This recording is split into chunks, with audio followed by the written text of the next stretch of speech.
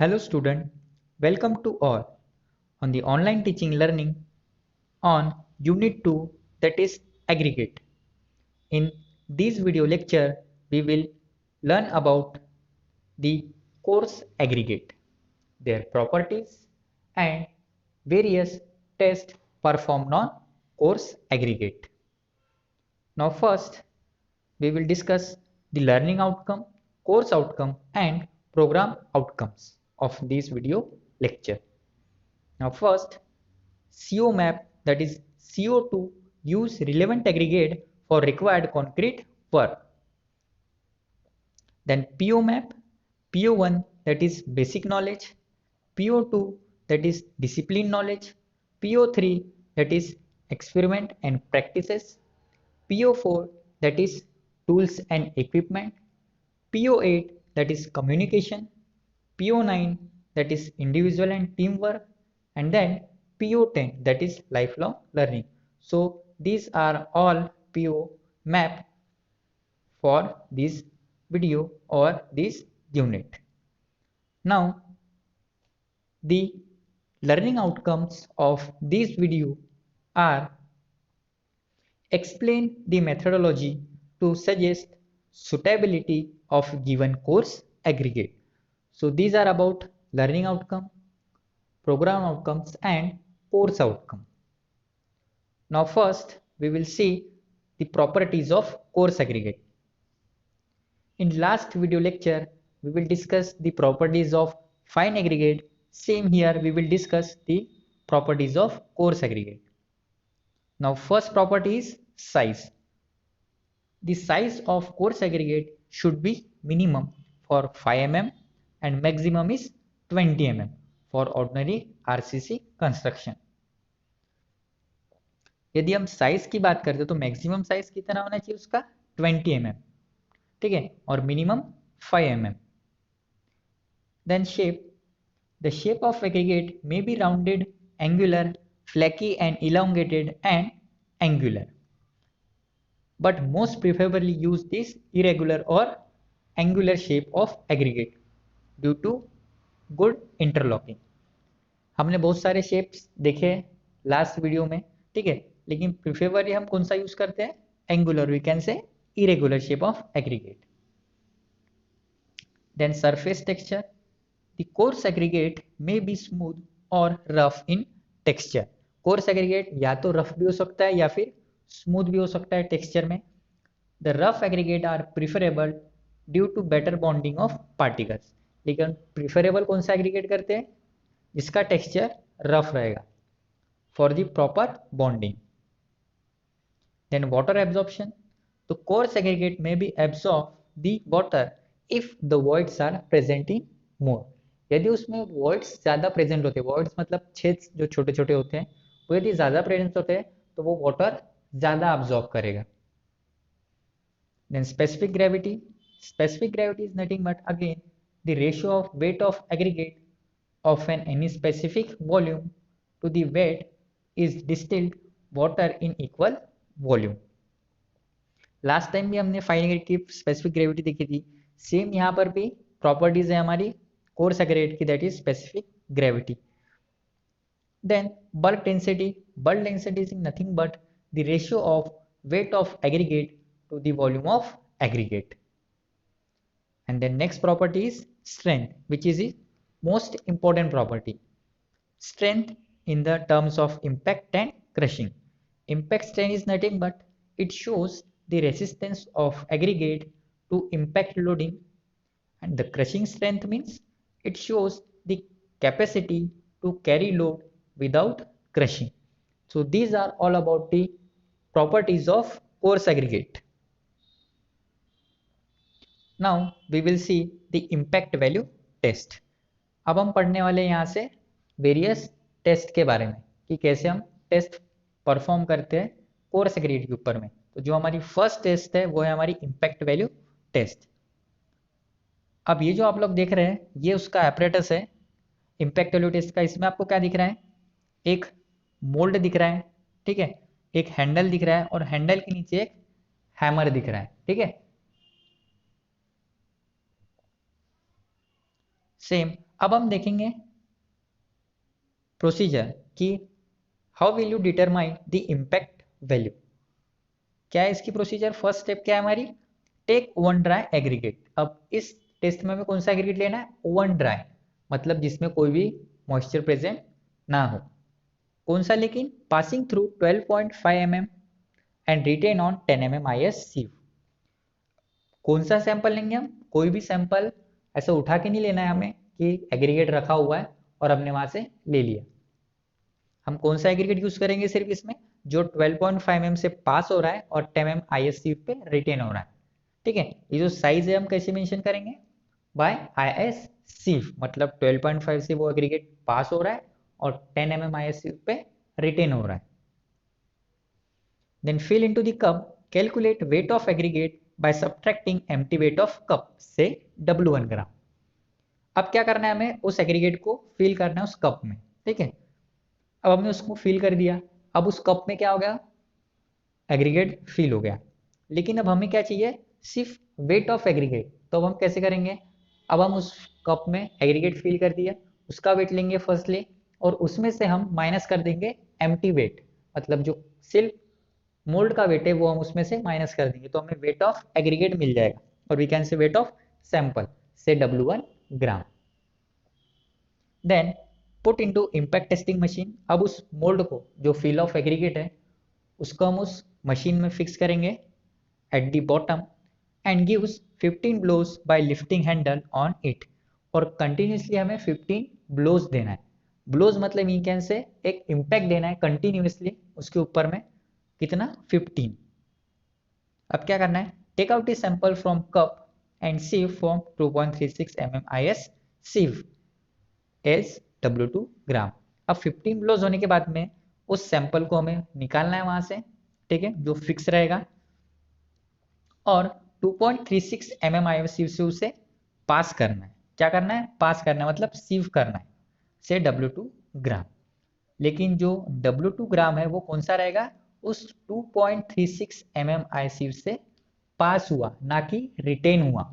ठीक है, then calculate percentage of impact value, that is W2 divide by W1 into 100। अब W2 क्या है हमारा? Weight of aggregate passing from 2.36 mm IS sieve। Repeat कर रहा हूं अगेन, 2.36 mm IS sieve से पास हुआ, न कि रिटेन हुआ वाला वेट, वो है आपका W2 ग्राम, और W1 जो है वो आपका रहेगा वेट ऑफ सैंपल। जो आपकी परसेंटेज ऑफ इम्पैक्ट वैल्यू आएगी, ये भी अगेन इन परसेंटेज ही आएगी। So these are all about the impact value test. अब हम नेक्स्ट टेस्ट देखते हैं, that is crushing value test. अब इस टेस्ट में हमारा एपरेटस यूज होता है, वो है हमारा CTM machine, that is compressive testing machine. अब हम इसकी भी प्रोसीजर देखते हैं one by one. Take one dry aggregate sample passing through 12.5 mm IS sieve and retain on 10 mm IS sieve। Same यहाँ पर भी हमें स्टेप रिपीट करना है जो हमने इम्पैक्ट वैल्यू में ली थी, कि ड्राई एग्रीगेट सैंपल लेना है। कौन सा एग्रीगेट लेंगे हम? लेकिन यहाँ पे भी सेम 12.5 mm IS sieve से पास हुआ और 10 mm IS sieve पे रिटेन हुआ। Fill into the mould, calculate weight of aggregate by subtracting empty weight of cup से W1 ग्राम। यहाँ पे भी हमें अगेन वेट ऑफ सैंपल चाहिए, तो हम क्या करेंगे? उस फिल एग्रीगेट कप को वेट कर लेंगे और उसमें से हम एम्प्टी वेट माइनस कर देंगे, तो हमें वेट ऑफ सैंपल मिल जाएगा, जो रहेगा हमारा W1 gram. Then kept under CTM machine and apply 40 ton per minute. अब क्या करना है हमें? उस मोल्ड को, ठीक है, और वी कैन से सिलेंडर, उसको हमें फिक्स कर देना है उस CTM मशीन में, जो आप फिगर में देख रहे हो, और अप्लाई करना है 40 टन पर 10 मिनट्स, मतलब 4 टन पर मिनट। ऐसा लोड हमें अप्लाई करना है। ठीक है, अब अप्लाई लोड करने के बाद क्या हो गया? वो एग्रीगेट के ऊपर में लोड आएगा तो वो क्रश होगा। देन नेक्स्ट क्या है हमारा? Take out the crush sample and sieve through 2.36 mm IS sieve। After 10 minutes loading हमें स्टॉप कर देना है। ठीक है, उस मोल्ड को हमें वहां से बाहर निकालना है और उस सैंपल को 2.36 mm IS sieve से अगेन sieve करना है। ठीक है। और आफ्टर 2.36 mm IS sieve से जो भी हमने सिव किया, मतलब जो पास हो गया है, वो वेट लेना है। अगेन रिपीट कर रहा हूँ, 2.36 mm IS sieve से पास हुआ वाला वेट, न कि रिटेन हुआ, मतलब जो उसके ऊपर में वो नहीं, जो पास हो रहा है उसमें से वो लेंगे हम, वो रहेगा हमारा W2 gram. Then calculate percentage of crushing value by W2 divide by W1 into 1000, sorry into 100। ये उसका अगेन स्टैंडर्ड फॉर्मूला है। W2 is nothing but weight of passing through 12.5 2.36 mm IS sieve, and then W1 is nothing but weight of sample into 100. So these are all about the crushing value test. अब इस figure में आप लोग देख रहे हैं, ये जो सिलेंडर है ये फिल किया था हमने, ठीक है। उसके ऊपर में ये लोड रखते हैं हम और उसे सीटे मशीन में प्लेस करते हैं, ताकि जो लोड आता है जिसके कारण वो एग्रीगेट क्रश हो सके, ठीक है। अब according to IRC is nothing but Indian Road Congress, उन्होंने एक रिकमेंडेड दिया हुआ था कि यदि आपकी क्रशिंग वैल्यू लेस देन 30% आती है तो it is used for surface for the pavement.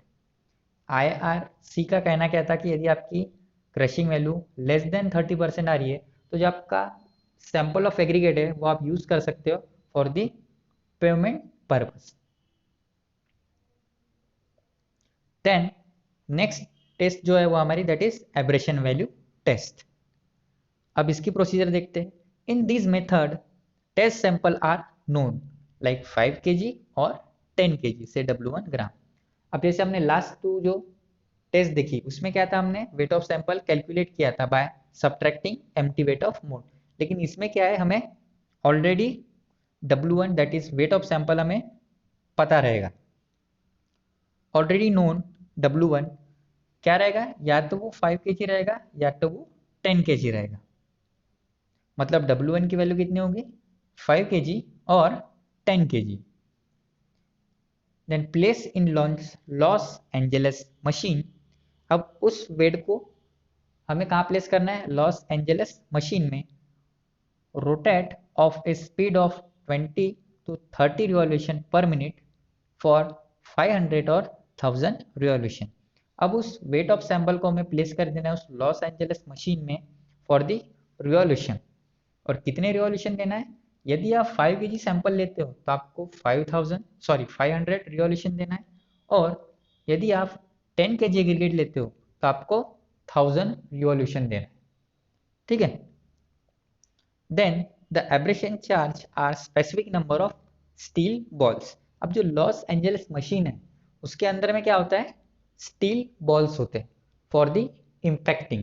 अब जो सोर्स से वो रिवॉल्यूट होता होगा धीरे धीरे उसके ऊपर में वो स्टील बॉल्स क्या होंगे, एक लोड क्रिएट करते हैं। Then sample is remove and sieve from 1.7 mm IS sieve। अब आफ्टर कंप्लीशन रिवॉल्यूशन हम क्या करेंगे, उस सैंपल को वहां से रिमूव करेंगे, बाहर निकालेंगे उस मशीन में से, और 1.7 mm IS sieve से उसको अगेन sieve करेंगे से W2 ग्राम। अब यहाँ पे W2 ग्राम क्या रहेगा, अगेन जो वेट पासिंग हो गया, फ्रैक्शन वेट पासिंग जो हो गया, जो 1.7 mm IS sieve से sieve कर रहे हैं वो वेट हो गया। Then percentage of abrasion is calculated by W2 into W1 into 100। W2 is nothing but weight fraction passing from 1.7 mm IS sieve, and W1 is nothing but weight of sample।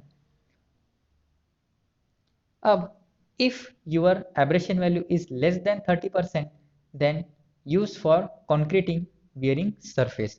यदि आपका abrasion value less आता है 30% से तो आप उसे use कर सकते हैं for concreting of bearing surface. और यदि आपका वो ग्रेटर देन 50% आता है तो it is not used for important construction work. यदि आपका एब्रेशन वैल्यू 50% से ज्यादा आ रहा है आपका, तो आप उसे किसी भी इंपॉर्टेंट कंस्ट्रक्शन वर्क के लिए यूज नहीं कर सकते, मतलब जो आपका सैंपल हो जाएगा वो फेल्यूर कहलाएगा। So these are all about the abrasion value test.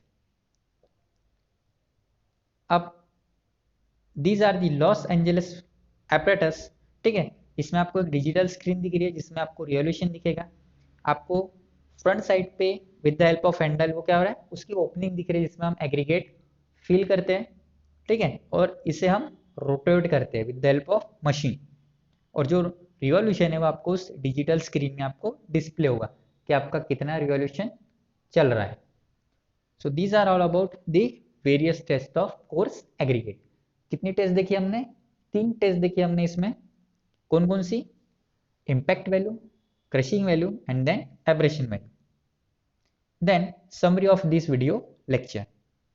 After watching this video lecture, students are understand about the various properties of course aggregate. First हमने various properties पढ़ी course aggregate की। Then find the impact value of aggregate sample, हमने impact value कैसे find out करते हैं उसकी procedure पढ़ी हमने। Then find the crushing value of aggregate sample, crushing value कैसे find out की जाती है उसकी प्रोसीजर पढ़े हमने इसमें। And then find abrasion value of aggregate sample, और लास्ट में हमने देखा कि एब्रेशन वैल्यू कैसे फाइंड आउट करते हैं। So these are all about the coarse aggregate. Thank you.